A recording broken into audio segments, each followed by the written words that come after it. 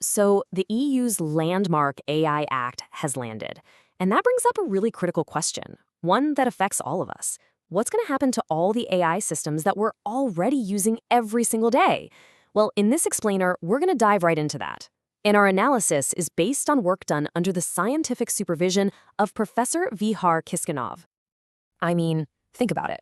AI isn't some far-off sci-fi concept anymore. It's already the engine behind our banks, our hospitals, even our border controls. It's woven into everything.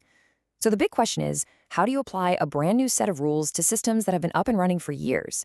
That's what we call the legacy problem, and we're going to tackle it head-on and see exactly what the EU's transition plan looks like. Okay, so here's our game plan. First, we'll look at the legacy problem itself. Then, we'll see how the thinking on it changed over time. After that, we'll get into the nitty-gritty of the new deadlines, check out the real-world impact, and wrap up with the key takeaways. All right, let's jump into our first section, the AI legacy problem. At its core, this is all about a really tough balancing act. How do you roll out these important new protections for safety and for our rights and apply them to technology that's already out there without, breaking everything, without causing huge disruptions to the critical services we all depend on? Yeah, that was this central dilemma right there. Of course, you want every AI system to be safe and to respect people's fundamental rights. That's the whole point. But you can't just flip a switch and turn off the systems that run our banks or manage healthcare logistics. It's just not practical. And what's really interesting is that the first idea for how to solve this puzzle was, well, it was completely different from the final solution. So, to really get a grip on the final rules, we need to look at how the thinking evolved. That brings us to our second section, a shift in thinking. The journey from the first proposal back in 2021 to the final law in 2024, it really shows this fascinating, pretty fundamental change in how the EU decided to handle AI that was already in use. At first, the idea was pretty straightforward. Just use a grandfather clause. Basically, if an AI system was already running, it got a pass. It was exempt unless it went through some kind of a substantial modification. And that idea, it stuck around for a while, all the way through 2022. But then, by 2024, things changed, big time. There was this major pivot. The final law completely moved away from that idea of letting old systems off the hook. Instead, it brought in firm, hard deadlines for them to get up to the new standard. And this really shows you the heart of the change, right? They went from a position where almost everything old was exempt, you only had to worry if you made big changes, to a clear, powerful mandate. Now all existing high-risk and foundational AI systems have to comply, period. The question completely shifted.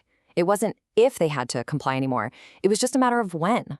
So that big shift in thinking leads us right into our third section, the new AI deadlines. And this is where it gets really interesting.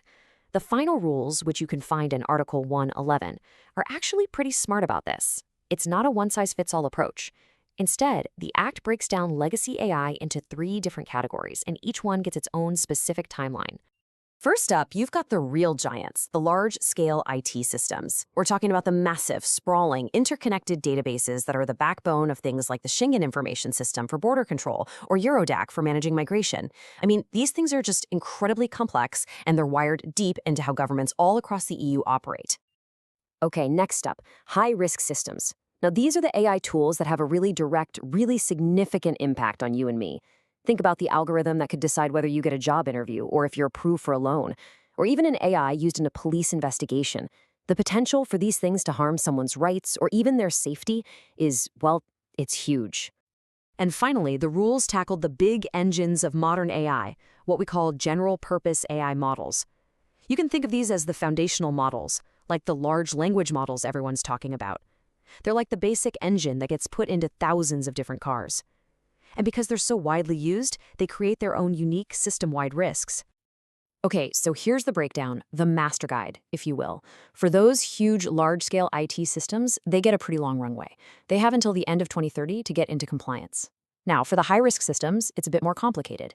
If you're a private company, your system only has to comply if you make significant changes to it after August 2026. But, and this is a big but, if it's a public authority using that system, compliance is mandatory by August 2030 no matter what.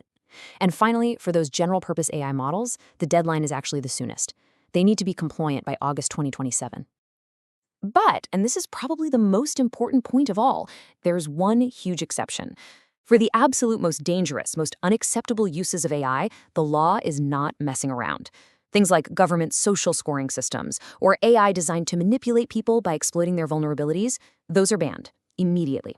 No grace period, no transition, no grandfather clause. They're just out. Okay, so now that we have the deadlines straight, what does all this actually mean in the real world? That's our fourth section, the real world impact. What's the practical effect for the companies building AI, for the governments using it, and, well, for us as regular citizens? That whole significant change idea for high-risk systems, it's actually pretty easy to understand if you think about building codes.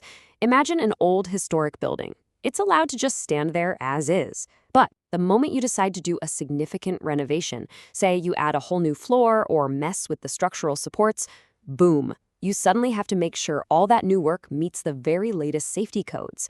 It's the exact same idea here with AI. So you can see how the impact is going to be felt differently depending on who you are. For businesses, well, it means new costs for compliance for sure. And they'll have to take a hard look at their old AI projects and maybe even overhaul them.